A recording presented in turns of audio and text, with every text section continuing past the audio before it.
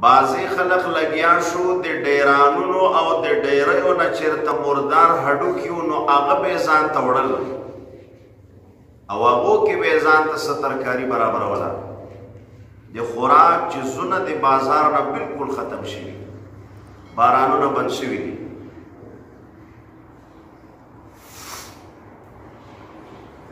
ابو سفیان چې د مکی د مشرکانو سردار ده لا تر اوسه پورې اسلام او ایمان نه راوړی د مکی مکرمې نه سفر وکړ او روان شو مدینه منورې ته ځان ورساو خلق د خوشحالۍ او د قحطسالۍ د عذاب نه خلاص شي نبی کریم صلی الله علیه وسلم لاسونه پورته کړ چې یا الله د انسانانو ته تکلیف ده قسم دې تا عذاب ته خو یا الله دا عذاب دې دینه اوچت کا نو چې نبی علیه الصلاۃ والسلام لاس پورته کړل بس د دعا قبول شو بارانونو شروع شول خدای پاک بیا غلې او میوه وکړي د خلکو هغه مصیبت او مشکل حل شو رزق نه ورکوي بس وایي د الله سره خزانې نورې ختمې شوې الله تعالی خپل لاسونه وتړل او موږ یې وږي کړي اوس روټۍ نه راکړي اعوذ بالله من الشیطان الرجیم بسم الله الرحمن الرحیم وصلى الله على النبي الكريم محمد وآله وصحبه أجمعين صفحة نمبر 120 صفحة دے سرنا آیت نمبر 64 وقالت اليهود يد الله مغلولة غلت أيديهم ولعنوا بما قالوا بل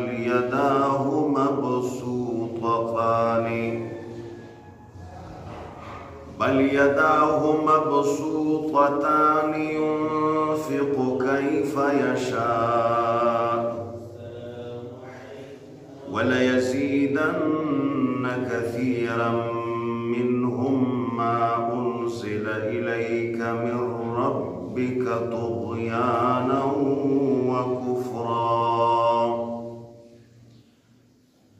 وألقينا بينهم العداوة والبغضاء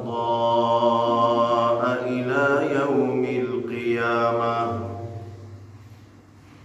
كلما أوقدوا نارا للحرب أطفأها الله ويسعون في الأرض فسادا والله لا يحب المفسدين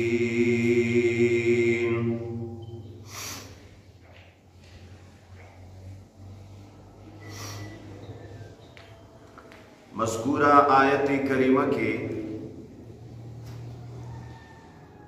اللہ کریم جل شانہ دی یہودیانو یو قابل مسمت خبر بیانی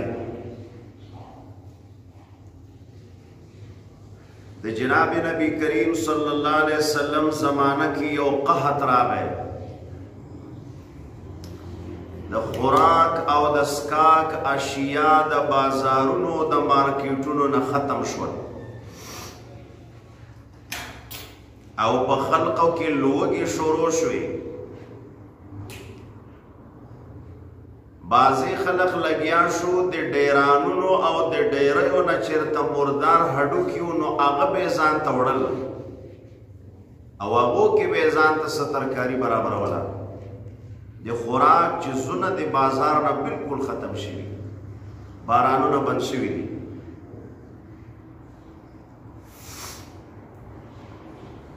ابو سفیان چې د مکی د مشرکانو سردار ده لا تر اوسه پورې اسلام او ایمان نه راوړی د مکی مکرمې نه سفر وکړ او روان شو مدینه منورې ته ځان ورساو او د نبی کریم صلی الله علیه وسلم سره خصوصي ملاقات نبی کریم صلی الله علیه وسلم ته وایي وای چې دا منم چې مونږ به تا سره په نظریه کې په عقیده کې او په مفکوره کې یو شانت نه یو د تا یو نظریه ده او زمونږ بله نظریه ده د تا نظریه د توحید ده چې د یو الله عبادت وکړو او د مونږ عقیده د شرک ده چې د دوو یا د دریو یا د ډیرو خدایانو عبادت وکړو دا منم خو لیکن بیا هم مونږ انسانان یو او د تا اهل قوم یو قریشیان یو عرب یو اهل مکه یو تم مکی او منګم مکیو تم قریشی او منګم قریشیان یو تم عربی او منګم عرب یو نو د قومیت او د انسانیت په بنیاد په مونږ باندې رحم وکړه نبی علیہ السلام ورته سره رحم وکړو وایي چې الله تعالی نه وغواړه زمونږ عقیده ده چې ته الله نه وغواړې نو هغه کار بیا کېږي الله نه وغواړه چې بارانونه شروع شي او دا اشیاء خرد او نوش په مارکیټونو او بازارونو کې پیدا شي خلق د خوشحالۍ او د قحط سالۍ د عذاب نه خلاص شي نبی کریم صلی الله علیه وسلم لاسونه پورته کړ چې یا الله د انسانانو ته تکلیف ده قسم دې تا عذاب ده خو یا الله دا عذاب دې دینه اوچت کا نو چې نبی علیہ الصلوۃ والسلام لاس پورته کړل بس د دعا قبول شوه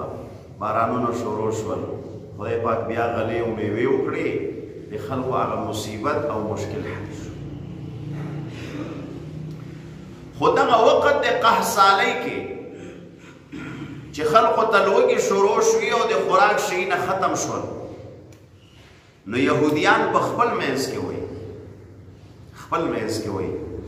خو چونکې الله تعالی خو عالم او بصیر ذات ته که ته زړه کې یو تصور کوې نو الله به عالم وي او که ته په توره شپه د خپل ملګري سره ایله په غوږ کې یوه خبره کوې نو الله تعالی به عالم وي الله تعالی د یهودیانو دا خبره دا په قرآن کې ذکر کړي یو یهودي بل ته وایي وای الله تعالی بارانونه بند کړو او موږ ته خوراک نه راکړي اوس موږ لګیا ده د لوږې نه مړېږو وای الله تعالی نور لاسونه بند کړو غلت وقالت اليهود يد الله مغلوله د الله لاسونه نور بند کړی شو هغه ورکړه نه کوي رزق نه ورکوي بس وای دی الله سره خزانې نورې ختمې شوې الله تعالی خپل لاسونه وتړل او مونږ یې وږي کړي اوس روټۍ نه راکوي رزق نه راکوي نو الله تعالی دا خبره په قرآن شریف کې ذکر کړه و یهودیان ظالمان وایي چې ید الله مغلوله الله تعالی لاسونه تړلی شوي دي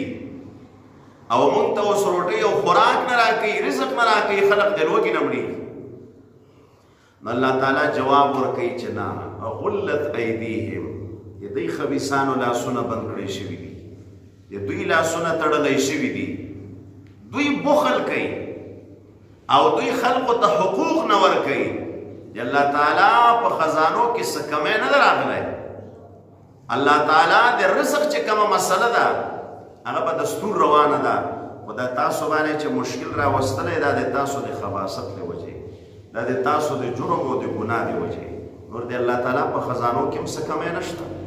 او د الله تعالی په هغه سخاوت او په هغه رازقیت والا صفت کې هم څه کمی نه راغلی وقالت اليهود يد الله مغلوله وقالت اليهود او ويلب يهوديان يد الله مغلولة لا سند الله تعالی مغلولة مشدودة تړلې شوی دي الله تعالی نور لاسونه بند کړي او خزانه ختم شوی مونږ ته روټۍ او رزق نه راکړي معاذ الله الله تعالی او يهوديان ظالمان داسې اوس دلته دا لفظ راغی چې ید الله لاس د الله بل ځای کې راځي وجه الله مخ د الله د الله لاس، د الله مخ، داسې نور اندامونه قرآن کې راځي، د الله ساق او د الله کونډۍ. مفسرین فرمایي دې ته کلمات متشابهات وایي. متشابهات اوس د دې معنا به څنګه کوو؟ نو معنا خو به یې داسې وکړو چې ید الله لاس د الله، و د الله لاس به څنګه وي؟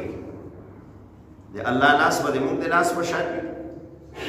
او که نه د بل مخلوق د لاس په شان به وي. نو په دې کې بیا موږ څه نشو ویلی.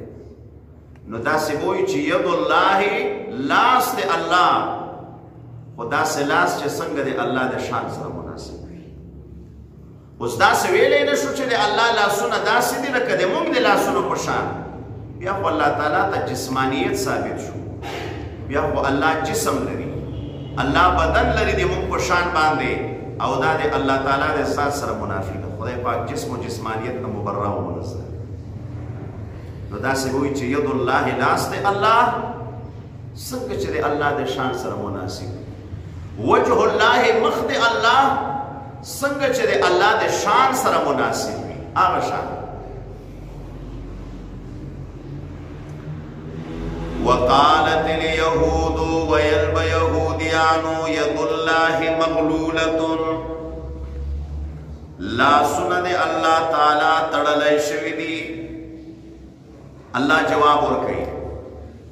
غلت ایدیہم تڑلائے شوی دی لا سنة دی یہودیانو، ولعنوا او لعنت کڑے شویدہ پا یہودیانو باندے بما قالو پا سبب دی وینا دی دوی. اللہ وی دا کم انگا بانگا خبری چکئی، دا غلط او غیر خبری چکئی. اللہ وی پا دی وجہ باندے پا دی باندے لعنت شو، دا ملعون دی. بل یداہو بلکہ لا سند اللہ تعالی مبسوطتانے، بل یداہو بلکہ لا سند اللہ تعالی مبسوطتانے، کلاو او فراخ دی. لوی زمانا سنہ بندکڑے شوی نبی، زمانا سنہ کلاو. یو حاجی صاحب واغوی والد صاحب زمان سره په یو خبر باندې جنجال شو. وای ما ته وی چې ته خیر او خیرات او صدقې ډېرې کوي، ته دا لاس دې کلاو کړی ده او پیسې ډېرې خرچ کوي. کله یې مدرسه کې ورکوې، کله یې مسجد کې ورکوې، او کله غریبان راولې صدقه او روټۍ ورته برابره کړې. دا ته ډېر مصرفونه کوي، ډېرې خرچې کوي. وای ما ورته چې د ما لاس الله داسې کلاو کړی، نو دا اوس زه یا بل څوک داسې نشي کولی چې دا لاس داسې رابند کړي. خدای چې زه پیدا کړم او دا صفت یې راکړه چې د ما لاس دې کلاو وي، نو اوس دا لاس رابندول د خدای په خدایي کې یو قسم تصرف کول دي. خدای چې چاته څنګه صفت ورکړي، وایي زما لاس خدای کلاو کړی، نو دا اوس زه رابندول یا دې راباندې بندوي، دا ډېر مشکل کار ده، دا نه کېږي. نو دا لاس کلاوېدل معنا ده چې سړی هر څه ورکوي او هر چاته یې ورکوي.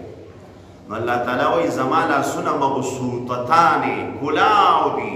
انقباض نه کوي چې بند کړي دي.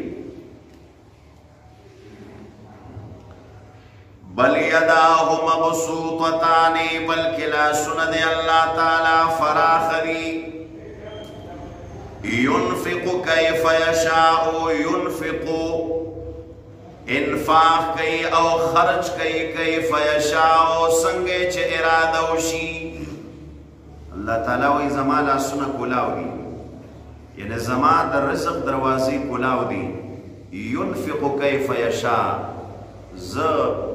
د خپل رازقیت په صفت باندې خرچ کوم، کیف یشاء څنګه مې چې خوښ شي، چاته ډېر ورکم چاته لږ ورکم. وَلَيَزِيدَنَّ كَثِيرًا مِّنْهُمْ، او زیات کوم با کثیرا منهم ډېر دې انسانانو ته. وَلَيَزِيدَنَّ كَثِيرًا مِّنْهُمْ، او زیات کیږي با ډېر دې يهوديانو ته ما انزل الیکا لوجد آغا قرآن چه نازل شوی دتا تا من ربکا لجانب دی ربستانا یهودیانو تا بدا قرآن سشے اضافہ او زیاد کی طغیانا و کفرا پا حیثیت دی سرکشی او دی کفر طغیان سرکشی و کفر اللہ تعالی عجیب خبر اکڑا ویدہ قرآن مجید روزانہ روزانہ چه نازلیگی نو دی سر دی یہودیان و روزانہ طغیان و کفر زیادی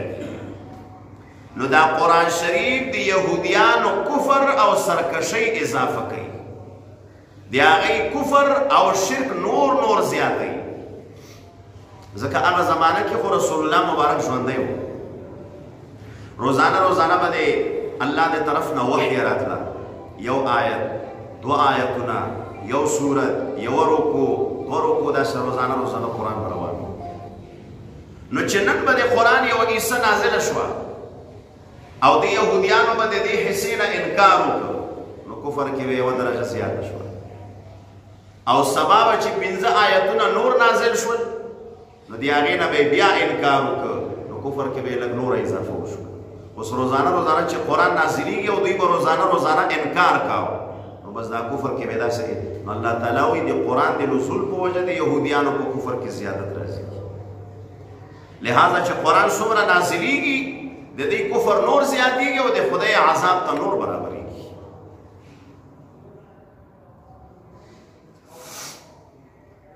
وَأَلْقَيْنَا بَيْنَهُمُ الْعَدَاوَةَ وَالْبَغْضَاءَ إِلَى يَوْمِ الْقِيَامَةِ وَأَلْقَيْنَا بَيْنَهُمْ او اچول دمونگا پمینز دی دوی کی العداوتا دشمنی یہودیان و عیسیان و خبل میں سے ہمیشہ دشمنی روانی والبغضاء او کینا بغضاء کینا و حسد دی یو بل سردری وَأَلْقَيْنَا بَيْنَهُمُ الْعَدَاوَةَ اچول دمونگا پمینز دی دوی کی العداوتا دشمنی والبغضاء او کینا الى یوم القیامت ترز دی قیامت پوری اللہ ہوئی دی قیامت ترز پوری یہودیان و عیسیان و منس کے دشمنی كلما اوقدوا نارا للحرب اطفأها الله كلما اوقدوا هر کله چې دوی بلکی نارن اور د کفر او شرک لرا هر کله چې دوی بلکی نارن اور د فساد او د مصیبت لرا ہر کله چې دوی بلکی نارن اور للحرب د جنگ او د فساد د پارا اطفأها الله نمڑ کی اللہ تعالی آغور اللہ و یہودیان دوی موقع پا موقع بانی ورون لگئی دی ورن مراد فساد مراد دا منصوبی جوڑی سازشن جوڑی جناب نبی کریم صلی اللہ علیہ وسلم چکل دے احد دے غزانا واپس شو نو پا دے غزا کے خو مسلمانانو تا دیر غٹ مصیبت رسید رہے او یا کسا صحابہ کرام شہیدان شول دا سے مختلف زخمیان شول خودی نبی صلی اللہ علیہ وسلم پا درے زخمونو بانے زخمی دا او پوینو بانے سول دا چی ماتا و گوڑا و ستڑی استومانا مدنی تراغلا نو دی یہودیانو بنی قریظہ یو سردار دا کعب بن اشرف یہودی نو دا پٹ خفیہ دورہ اکڑا للاڑا مکی مکرر لے مکی دی سردارانو سر ملاقاتو نو ورطوئی وی مسلمانانو کی خطاسو اس سب ندی پریخی صرف یو بل گزار واری یو دیکھا واری نور پاکی سپاتی ندی خطاسو بڑی را سستی کڑے دا چل لگ منور زور ورکڑے وی او یا کسا وی اسی ختم شویو نا دا باقیم ختمی دا و تاسو اسی دلالی نو واپسی کردی نو اگوی ورطای سو وی دا سیو کئی طول پا اتفاق اہل مکہ والا راجم شای او دی مکی پا چار پیر کے چھ سمر نور قبائل اسی کی اغیتم لالچ ور کئی او زان سر راجم کئی او بیا پا اتفاق بانے دا طول جماعات او دا طول قبائل په مدینه باندې الغار وکړي او موږ په داخل د مدینه کې موږ به هلته تاسو سره ملګري شو، تاسو به د خارج نه راشئ، موږ به د داخل نه ملګري شو، بس کار به خلاص و، څه پکې پاتې نه دي. دا منصوبه د کعب بن اشرف یهودي جوړ کړه. نو د مکې سرداران راوچت شول. ابو جهل خو احد کې په بدر کې مردار شوی ده، نو اوس ابو سفیان مشري کوي. نو ابو سفیان 3,000 باندې لشکر مشتمل کړ او یو عظیم لشکر په مدینه منوره باندې را روان کړ او په داخل د مدینه کې یهودیان منتظر دي چې دوی اٹیک کوي، موږ به په داخل کې ورته شروع شو. نو دې غزا کې نبی کریم علیه السلام یو خندق وویسته په مشوره د سلمان فارسی. نو دې غزا ته غزوه خندق وایي، غزوه احزاب ورته وایي. حزب جماعت او ډلې ته وایي. مختلف ډلې راجمع شوي، مختلف جماعات راجمع شوي، مختلف پارټۍ راجمع شوي دي، کافرانو د مسلمانانو په خلاف باندې اتفاق کړی. نو غزوه احزاب کې دا 4 ورځې جنگ او جهاد وشو، خو کافران او مشرکان په دې خندق باندې راپورې نه شول او واپس خدای پاک شکست نصیب کو، واپس لاړل. خو چې کله نبی علیہ السلام ته وضاحت وشو چې دا ټول شرارت خو د بني قریظه او د یهودیانو دا خباثت او دا اور دوی لګولی، او په دې غزا کې نبی علیہ السلام نه 4 منځونه قضا شوي. بدعا یې وکړه چې خدای د مشرکانو قبرونه د اور نه ډک کړي، د مونږ 4 منځونه یې را قضا کړل. نو نبی علیہ السلام چې کله کور ته واپس شو او دا غزوه احزاب او خندق ختم شو، نو اعلان یې وکړ وایي دمه به نه کوئ، راځئ چې زه په قریظه باندې اټیک ته د الله طرف نه حکم. نو بني قریظه په مدینه منوره کې د یهودیانو یو قبیله ده، نو بس هغې د چاپېره تاو شول او محاصره یې کړل. نبی صلی الله علیه وسلم سعد بن معاذ رضی الله عنه ته وایي د دې جنگ مشري ما تا ته درکړه، ته چې څنګه فیصله کوې نو هغه فیصله به د الله هم وي، هغه فیصله به د رسول الله هم وي. سعد بن معاذ په غزا د احد کې زخمی شوی دی. دغلته په دې ملا کې یو رکش لیدلی ده، دومره وینه ورنه لاړه. نبي صلی الله علیه وسلم د مسجد نبی په صحن کې ورته خیمه لګولې وه د علاج دپاره. نبي علیه السلام خپله خیمه کې پروت ده، نو داسې وینه رابهیږي د نبي علیه السلام خیمې ته وینه راننوته. نبي علیه السلام چې وویل دا وینه د چا ده؟ وایي چې دا خو د سعد بن معاذ، هغه نه ډېره وینه روانه ده. نو نبي علیه السلام خیمې ته ورغی. نو سعد بن معاذ صاحب لاس پورته کړو، نبی علیہ السلام ته وایي چې ته دعا وکړه، یا الله که د تا په علم او د تا په تقدیر کې د مکې مشرکانو سره یو بل جهاد وي، نو خدای بیا د ما وینه بنده کو، ما جوړ کړي چې زه ورباندې ښه سینه سړه کړم. او یا الله که د تا په علم کې د مکې والاو سره بل جنگ او جهاد نه وي، نو تیار زخمي یم، وینه روانه ده، خدای په همدغه باندې مې مړ کړي چې مرګ مې د شهادت شي. نو د الله په علم کې خو یو بل جنگ او جهاد پاتې، غزوه بنو قریظه. نو دعا یې قبوله شو، په ټپ باندې وینه بنده شو، خدای صحت ورکړ. نو په دې کې کال 1.5 کال برابر شو. نو بیا د غزوه بني قریظه کې سعد بن معاذ صاحب نبی علیہ السلام ورته وایي بس د دې جنگ امارت او مشري د تا لاس کې. نو چې کله نو سعد بن معاذ صاحب وایي چې ما فیصله خدا ده، بوډاګان دا به معاف کړو، زنانو نه به وینځې جوړې کړو، ماشومان به معاف کړو، ځوانان به ټول ذبح کړو، دوی نه به ټول سرونه کټ کړو. نبی علیہ السلام ورته بالکل ټیک، دا فیصله د الله او د رسول ده. نو بس شروع یې پرې وکړله. یو قریظي ماشوم ته هغه وایي رسول الله مبارک ناست ده او وی فرمایل چې یو پیش کوئ. نو اوس پته نه لګي چې دا تنکی ځوان ده، دا بالغ ده که بالغ نه ده. خو که بالغ وي نو هغلته یې بیا یې سر پرې کټ کړي، او که ماشوم یې دې خوا یې بیا. نو دی وایي زه داسې تنکی ځوان وم، نو پته نه لګېده چې زه اوس بالغ یم که نه. وایي نبي علیه السلام صحابو ته ووی چې د نامه نه لاندې ویښته یې ګورئ، د نامه نه لاندې ویښته یې که راشنه شوي وي نو دا بالغ ده، هغلته یې سر پرې کټ کوئ. او که ویښته یې نه وي رازرغون شوي، دا ماشوم د دې خوا یې.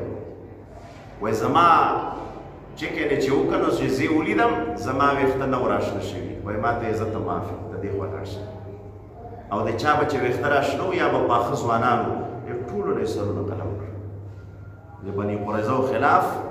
د الله او رسول سعد بن معاذ سے داسې ګرمه فیصله وکړه. نبی علیہ السلام ورته وایي یا سعد دا فیصله د الله او دا فیصله د رسول الله. په دې الله خوشاله ده ځکه دا ډېر خبیث خلک. الله تعالی وایي دا وخت په وخت باندې ورونه لګوي اسلام. د هغې علاج هم دی چې سر پې کټ کړي او وینې وبهوي سره اسلام ته عزت ملوي او هغوی ذلیل شي.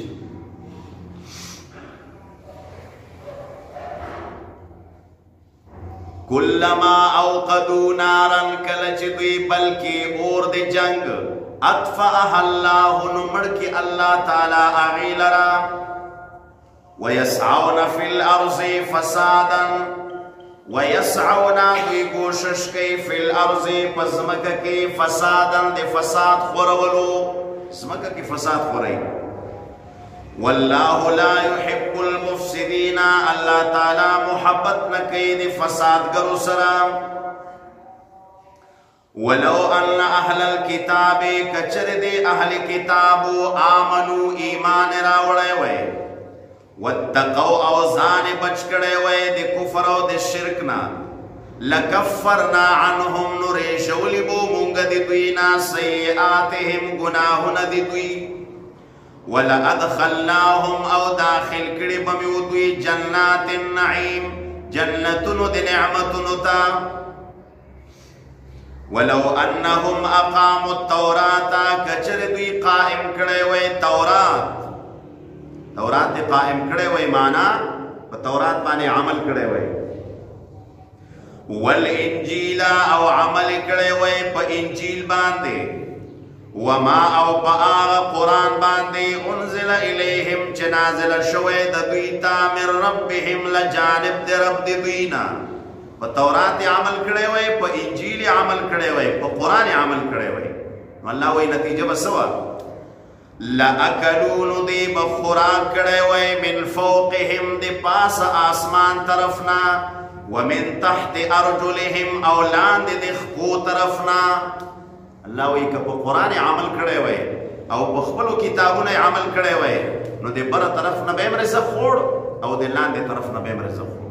پاسه طرف نه مراد نه باران ده او لاندې طرف نه زرغونه ده. الله